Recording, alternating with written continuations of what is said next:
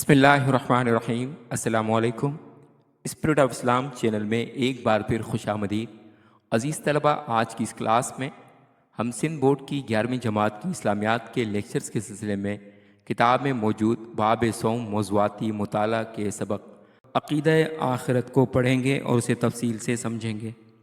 اس سے پہلے کہ سبق کا آغاز کریں، اگر آپ نے ہمارا channel spirit of Islam subscribe نہیں کیا تو چینل کو سبسکرائب کر لیجئے، ویڈیو کو شیئر کیجئے اور ساتھ لگے بیل آئیکن کو بھی دبا لیجئے تاکہ آپ کو آئندہ بھی اس طرح کی ویڈیوز کا نوٹیفیکیشن ملتا رہے۔ تو چلیے چلتے ہیں سبق کی طرف۔ سبق کا نام ہے عقیدہ آخرت، یعنی آخرت پر ایمان رکھنا۔ عقیدہ آخرت کا معنی مفہوم کیا ہے، پہلے اس کو سمجھ لیتے ہیں۔ عربی زبان میں آخرت کے معنی بعد میں آنے والی چیز کے ہیں۔ اس سے مراد موت کے بعد کی زندگی ہے، یعنی جب ہم دنیا میں پیدا نہیں ہوئے تھے تو ہماری روحیں سب سے پہلے عالم ارواح میں تھیں، اس کے بعد عالم اجسام میں آ گئے، یعنی جسموں کی دنیا۔ یہاں اس دنیا میں پہنچ کر جسموں کی دنیا میں منتقل ہو گئے۔ ہمارے جسم سے روح نکلنے کے بعد پھر ہم قبر میں داخل ہوتے ہیں، جسے عالم برزخ کہا جاتا ہے، یعنی ہمارے مرنے کے بعد عالم آخرت کا پہلا مرحلہ قبر میں جاتے ہی شروع ہو جاتا ہے۔ پھر قبروں سے اٹھائے جائیں گے، بروز قیامت اللہ کی بارگاہ میں پیش کیے جائیں گے، اسے کہتے ہیں عالم آخرت۔ اس وجہ سے آخرت کے معنی ہے بعد میں آنے والی چیز۔ عقیدہ آخرت، آخرت کا عقیدہ بھی اسلام کے بنیادی عقائد میں سے ایک ہے، یعنی اگر تمام عقائد کو ایک جگہ جمع کیا جائے تو اگر آخرت کا عقیدہ نہ ہو تو باقی تمام عقائد بے مقصد ہو جاتے ہیں، یعنی اللہ کی ذات پر ایمان لانا، اللہ کے رسولوں پر ایمان لانا، اللہ کے فرشتوں پر، آسمانی کتابوں پر، یہ ساری چیزیں بے معنی ہو جاتی ہیں اگر عقیدہ آخرت نہ ہو۔ انسان کی موت کے بعد اس کی روح زندہ رہتی ہے، یعنی دنیا میں جب ہم آئے اس سے پہلے ہماری روح زندہ تھی جو عالم ارواح میں تھی۔ جب جسموں کی دنیا میں آئے تو اس جسم کے ڈھانچے میں اللہ تعالیٰ کی قدرت سے روح ہمارے جسم میں منتقل کر دی گئی۔ اسی طرح سے جب ہم دنیا سے جاتے ہیں تو جسم قبر میں دفنا دیا جاتا ہے، روح نکل کر عالم علیین میں چلی جاتی ہے جو کہ چوتھے آسمان پر ہے۔ تو روح پر کبھی بھی موت نہیں آتی، روح جسم میں آنے سے پہلے بھی زندہ رہتی ہے اور جسم سے نکلنے کے بعد بھی زندہ رہتی ہے۔ آخرت کی زندگی میں انسانی روح جسم میں دوبارہ داخل کر کے اسے زندہ کیا جائے گا، یعنی جب قبروں میں انسان کو دفنایا جاتا ہے تو چوتھے آسمان پر علیین میں، جس کا قرآن مجید میں بھی ذکر ہے، روح وہاں رہتے ہوئے قبر میں جسم سے کنیکٹ رہتی ہے لیکن جسم میں داخل نہیں ہوتی۔ قیامت کے دن اس روح کو دوبارہ جسم میں داخل کر کے انسان کو دوبارہ زندہ کیا جائے گا۔ پھر تمام انسان حشر کے میدان میں جمع ہوں گے۔ جس طرح سے آج ہم چلتے پھرتے ہیں، اسی طرح سے بروز قیامت جب انسان کی روح اس کے جسم میں قبر میں منتقل کر دی جائے گی تو پھر دوبارہ سے انسان اسی طرح کھڑے ہو جائیں گے جس طرح سے آج دنیا میں زندہ موجود ہیں۔ پھر اللہ تعالیٰ کی بارگاہ میں میدان حشر برپا ہوگا، اللہ تعالیٰ سب سے ان کی زندگی کا حساب لے گا، یعنی زندگی کیسے گزاری، کہاں گزاری۔ پھر کامیاب لوگ جنت میں داخل ہوں گے اور ناکام لوگوں کو جہنم میں عذاب دیا جائے گا، یعنی جن کے نیک اعمال کا پلڑا بھاری ہو جائے گا انہیں جنت میں داخل کیا جائے گا، اور جن کے برے اعمال ہوں گے وہ دوزخ میں بھیج دیے جائیں گے۔ جیسا کہ ارشاد پاک ہے قرآن مجید کی سورۃ الانفطار کی آیات نمبر 13 اور 14 ہے، اس کا ترجمہ ہے، بے شک نیکوکار نعمتوں کی بہشت میں ہوں گے اور بد کردار دوزخ میں۔ تو جن کے گناہ نیکیوں کے مقابلے میں زیادہ ہوں گے وہ دوزخ میں ڈال دیے جائیں گے، لیکن اپنی سزا بھگتنے کے بعد آخر کار ہر مسلمان جنت میں داخل کیا جائے گا۔ صرف اور صرف کفار جہنم میں، دوزخ میں ہمیشہ ہمیشہ کے لیے رہیں گے۔ باقی جو مسلمان ہوں گے دوزخ میں اپنی سزا پوری کرنے کے بعد آخر کار جنت میں داخل کر دیے جائیں گے۔ اس کے بعد کہتے ہیں موت آتے ہی انسان کا حساب شروع ہو جاتا ہے، پھر دوسری دنیا میں صرف نیک اعمال ہی کام آتے ہیں۔ یہاں ایک سوال پیدا ہوتا ہے کہ اگر کسی کو قبر میں دفنایا نہ جائے تو اس کا حساب کتاب کس طرح سے ہو سکتا ہے؟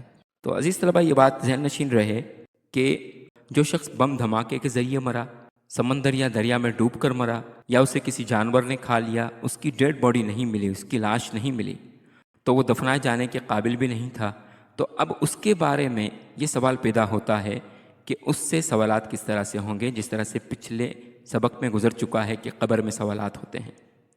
تو اس کے لیے اسلام نے جو نظریہ دیا ہے وہ یہ کہ سوالات کا تعلق انسان کے جسم سے نہیں ہے بلکہ انسان کی روح سے ہوتے ہیں، اور روح چونکہ جسم کے ساتھ رابطے میں رہتی ہے، بے شک ہوتی وہ چوتھے آسمان پر ہے، لیکن انسان کے جسم کو اس طرح سے فیل ہوتا ہے، اس طرح سے محسوس ہوتا ہے جیسا کہ اس کے جسم میں روح موجود ہے۔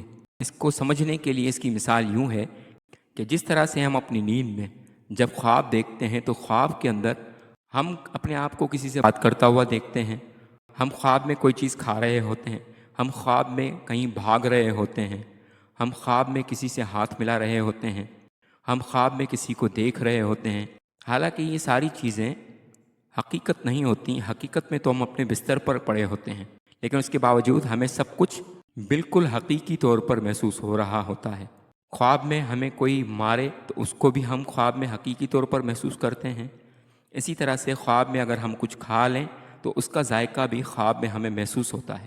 تو وہ روح ہوتی ہے جو ہمارے جسم کے اندر روزانہ خواب میں نکل سکتی ہے، لیکن جو اصل روح ہوتی ہے جو نکلنے کے بعد انسان مر جاتا ہے، اس روح کے نکلنے کے بعد وہ جو عالم علیین میں چلی جاتی ہے، اس کا بھی جسم سے تعلق اسی طرح سے ہوتا ہے جس طرح سے خواب میں ہماری روح کا۔ تو ہمارا جسم چاہے دفنایا گیا ہو یا نہ دفنایا گیا ہو، چاہے ہمیں کسی جانور نے چیر پھاڑ کر کھا لیا ہو، چاہے سمندر میں یا دریا میں غرق ہو گئے ہوں، چاہے بم دھماکے سے ختم ہو گئے ہوں، اس کے باوجود روح سے جب حساب و کتاب کا سوال جواب کا سلسلہ شروع ہوتا ہے تو ہم اپنے آپ کو جسمانی طور پر محسوس کرتے ہیں۔ امید ہے کہ اس مثال سے آپ کو بات سمجھ آ گئی ہوگی۔ تو آگے کہتے ہیں دنیا وقت ضائع کرنے اور فضول کاموں میں خرچ کرنے کے لیے نہیں ہے بلکہ یہ آزمائش کی جگہ ہے۔ انسان جو کچھ کرے گا اس کا اجر آخرت میں ملے گا۔ یعنی اگر ہمیں ایک شہر سے دوسرے شہر جانا ہو اور وہاں جا کر کسی چیز کو خریدنا ہو تو ہم اپنی جیب میں جو رقم لے کر جاتے ہیں راستے میں اسے ضائع نہیں کرتے بلکہ وہاں کے لیے بچا کر رکھتے ہیں جہاں پر ہمیں مستقل طور پر رہنا ہو۔ اسی طرح سے آخرت چونکہ مستقل ٹھکانہ ہے، اس لیے یہ دنیا ایک سفر کی دنیا ہے۔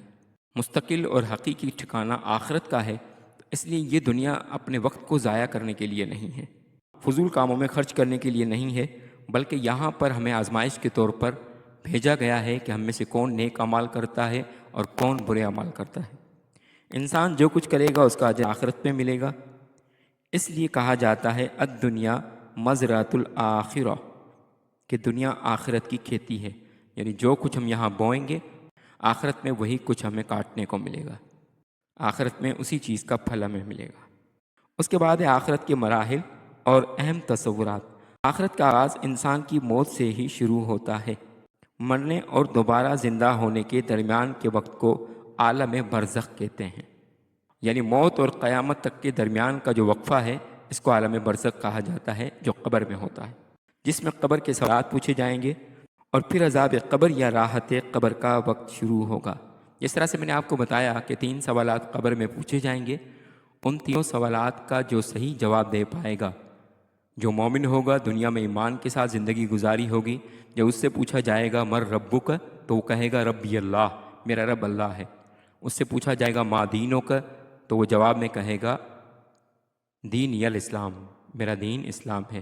اور اسی طرح سے نبی کریم صلی اللہ علیہ وآلہ وسلم کا چہرہ مبارک جب اسے دکھا کر اس سے پوچھا جائے گا ما کنت تقول فی حق ھذا الرجل، بتا اس ہستی کے بارے میں کیا کہا کرتا تھا، تو جو مومن ہوگا، نبی کریم صلی اللہ علیہ وآلہ وسلم کی فرما برداری کی زندگی گزار کر گیا ہوگا، وہ کہے گا ھذا محمد الرسول اللہ صلی اللہ علیہ وآلہ وسلم۔ اور جس نے دنیا میں اللہ اور اس کے رسول کی نافرمانی کی زندگی گزاری ہوگی، وہ ان تینوں سوالات پر کہے گا ہی ہاتھ، یعنی میں نہیں جانتا، میں نہیں جانتا۔ تو جس دن پہلی مرتبہ سور پھونکا جائے گا تو ساری کائنات فنا ہو جائے گی، اس کے بعد دوبارہ سور پھونکا جائے گا اور پھر تمام لوگوں کو دوبارہ زندہ کیا جائے گا۔ یہ سور پھونکنے کے حوالے سے پچھلے سبق میں تفصیل سے بات ہو چکی ہے، اس میں آپ سن سکتے ہیں۔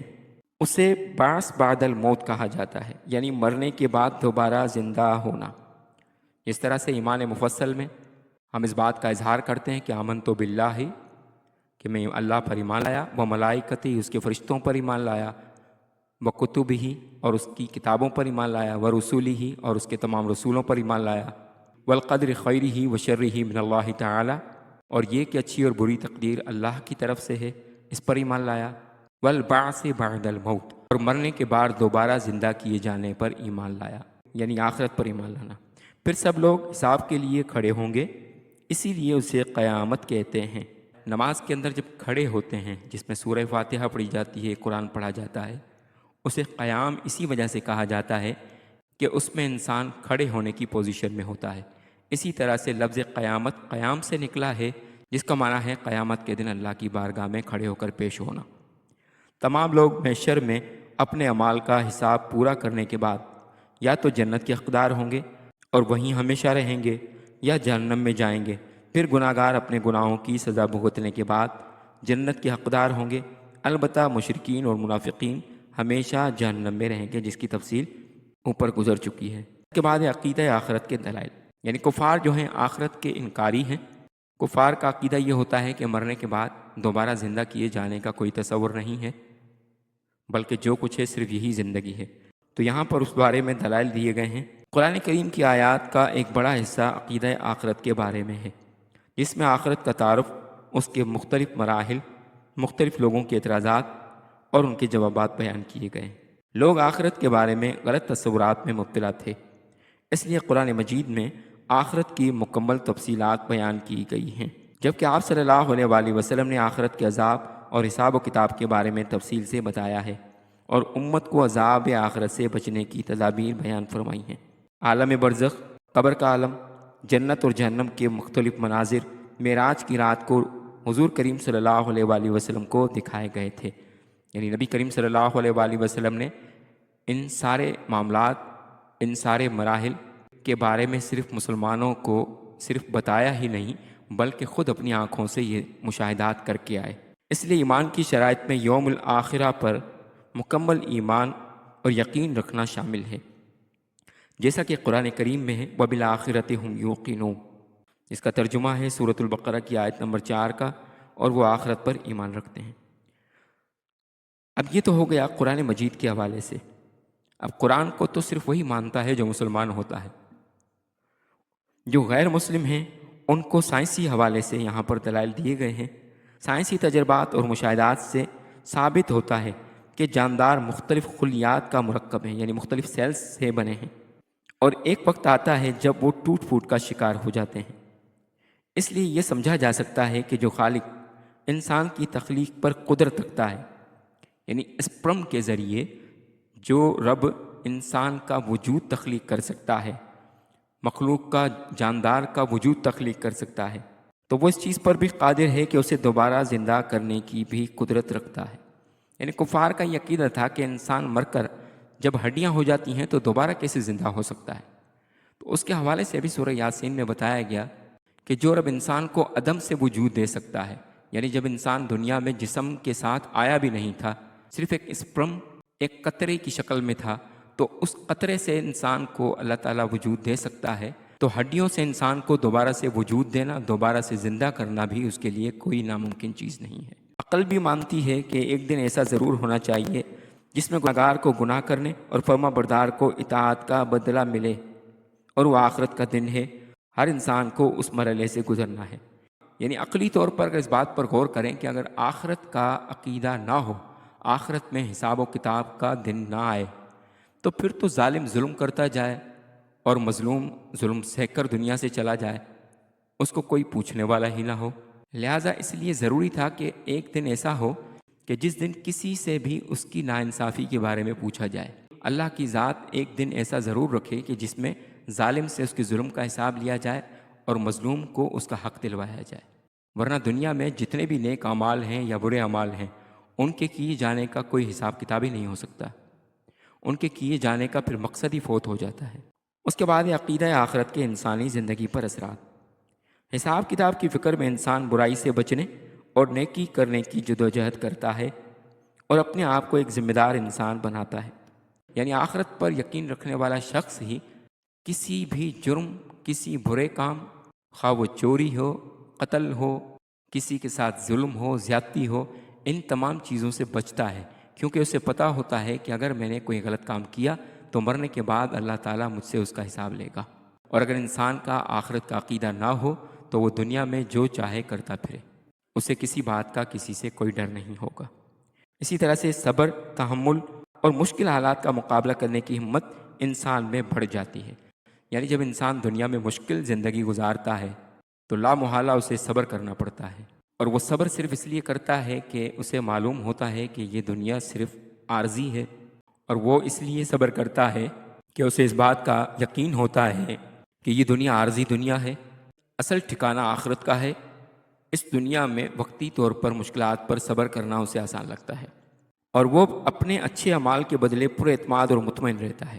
یعنی نیکی کرنے کے بعد اس کا ضمیر مطمئن رہتا ہے کہ اب میں جب اللہ کی بارگاہ میں پیش ہوں گا، مجھ سے جب سوال کرے گا تو میرا ضمیر مطمئن ہوگا۔ سماجی اعتبار سے انسان میں عمل کرنے کی خواہش، نتائج و انجام کی پرواہ کیے بغیر سیدھی راہ پر چلنے کا عزم اسے ترقی کی راہ پر چلنے میں مدد دیتا ہے، اور وہ تمام برائیوں سے بچ کر ابدی زندگی کی تیاری کرتا ہے۔ یعنی ساری نیکیاں وہ صرف اس لیے کرتا ہے کہ اس دنیا میں کسی کے ساتھ میں نیکی کروں گا تو اس کا صلہ مجھے آخرت میں دیا جائے گا، اور اگر کسی کے ساتھ اس دنیا میں ظلم کروں گا، زیادتی کروں گا، برائی کروں گا، گناہ کروں گا تو اس کا حساب مجھے آخرت میں اللہ کی بارگاہ میں دینا ہوگا۔ اس میں بہادری، صبر و برداشت، اللہ کی راہ میں خرچ کرنا اور احساس ذمہ داری وغیرہ پیدا ہوتے ہیں۔ یعنی بہادری اس معنی میں کہ اس کے دل میں موت کا خوف ختم ہو جاتا ہے، اسے پتہ ہوتا ہے کہ آخر کار موت آنی ہے اور اس دنیا سے ہر حال میں جانا ہی جانا ہے، اور اللہ کی راہ میں بھی وہ اس لیے خرچ کرتا ہے کہ اسے معلوم ہوتا ہے کہ میرا یہاں پر لوگوں پر خرچ کیا ہوا، اللہ کی راہ میں خرچ کیا ہوا، یہ ضائع نہیں جا رہا بلکہ آخرت کے اکاؤنٹ میں جمع ہو رہا ہے، مجھے اس کا حساب آخرت میں بڑھا کر دیا جائے گا، جس سے انسان انفرادی اور اجتماعی طور پر کامیابی حاصل کرتا ہے۔ عقیدہ آخرت انسانی زندگی کو ایک فرد کی حیثیت سے بہتر سے منظم کرتا ہے، جس سے معاشرے میں اجتماعی اثرات مرتب ہوتے ہیں۔ یہ اثرات درج ذیل ہیں۔ پہلے نمبر پر ہے برائی سے نفرت اور بھلائی کی چاہ، یعنی بھلائی کی خواہش۔ آخرت پر ایمان رکھنے والا شخص یہ یقین رکھتا ہے کہ اس کے اچھے یا برے تمام اعمال اللہ تعالیٰ سے پوشیدہ نہیں ہیں، یعنی چھپے ہوئے نہیں ہیں۔ وہ چاہے چھپ کر کسی سے اچھائی کرے یا برائی کرے، اللہ تعالیٰ اس کے بارے میں جانتا ہے۔ ایک دن اس کے سامنے حساب دینا ہے۔ اگر برائیوں سے بچتے ہوئے اچھے کام کرے گا تو اللہ کی خوشنودی اور جنت ملے گی، اور اگر برائیاں بڑھ جائیں تو اللہ کا غضب اور عذاب ملے گا۔ یعنی آخرت پر عقیدے کی وجہ سے انسان برائیوں سے بچتا ہے اور نیکیاں کرتا ہے۔ اسی طرح سے جرت اور بہادری، جس کے بارے میں پیچھے گزر چکا ہے کہ عقیدہ آخرت مومن کو سکھاتا ہے کہ دنیا کی زندگی عارضی ہے اور ابدی زندگی آخرت ہے، یعنی ہمیشہ کی زندگی یہاں والی نہیں، آخرت والی ہے۔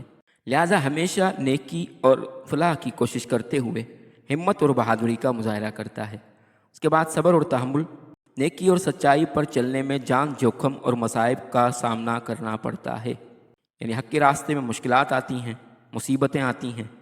عقیدہ آخرت پر ایمان رکھنے والا ان تمام مصائب یعنی مصیبتوں کو اللہ تعالیٰ کی طرف سے سمجھ کر صبر اور تحمل کا مظاہرہ کرتا ہے۔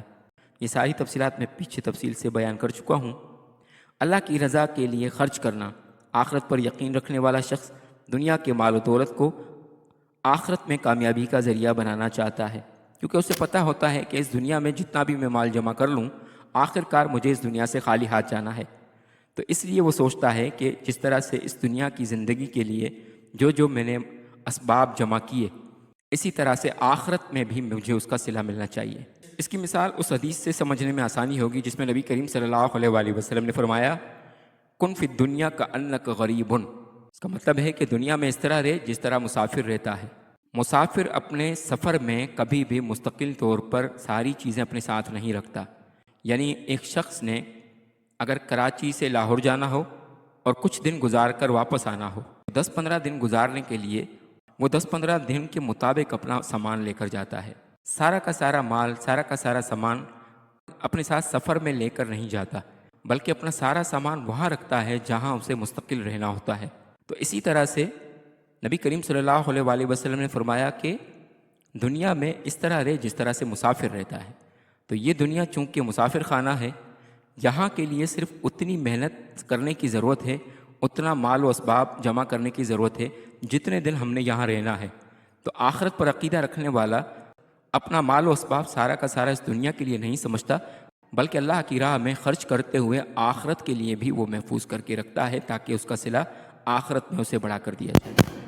تو کہتے ہیں کہ دنیا کو اس مال سے مزین کرنے کے بجائے آخرت کو سنوارنا چاہیے تاکہ اللہ تعالیٰ کی راہ میں مال خرچ کر کے آخرت میں اس کا اجر حاصل کر سکے۔ اس کے بعد احساس ذمہ داری، جو شخص آخرت پر یقین رکھتا ہے اسے اپنے رب کی طرف سے مقرر کردہ فرائض، ذمہ داریوں اور احکامات کو پورا کرنے کا احساس ہوتا ہے۔ یعنی اگر اہل و عیال کی ذمہ داری ہے تو اس کو بھی وہ پورا کرتا ہے، اگر کوئی جاب کرتا ہے، نوکری کرتا ہے تو اس ذمہ داری کو بھی پوری طرح سے ادا کرتا ہے کہ آخرت میں کہیں اللہ پاک مجھ سے اس بارے میں سوال کرے کہ جو فرائض تمہیں سونپے گئے تھے انہیں کس قدر پورا کر کے آئے ہو، تو اس کے بارے میں وہ تیاری کر کے رکھتا ہے اور اپنی ذمہ داریوں کو پوری طرح سے نبھاتا ہے۔ عزیز طلبہ، امید ہے کہ آپ کو آج کا لیکچر پسند آیا ہوگا۔ اگر آپ کو لیکچر پسند آیا تو چینل کو سبسکرائب کر لیجئے اور بیل آئیکن کو بھی دبا لیجئے تاکہ آپ کو آئندہ بھی اس طرح کے مزید لیکچرز ملتے رہیں۔ ملتے ہیں اگلے لیکچر میں، تب تک والسلام علیکم ورحمۃ اللہ وبرکاتہ۔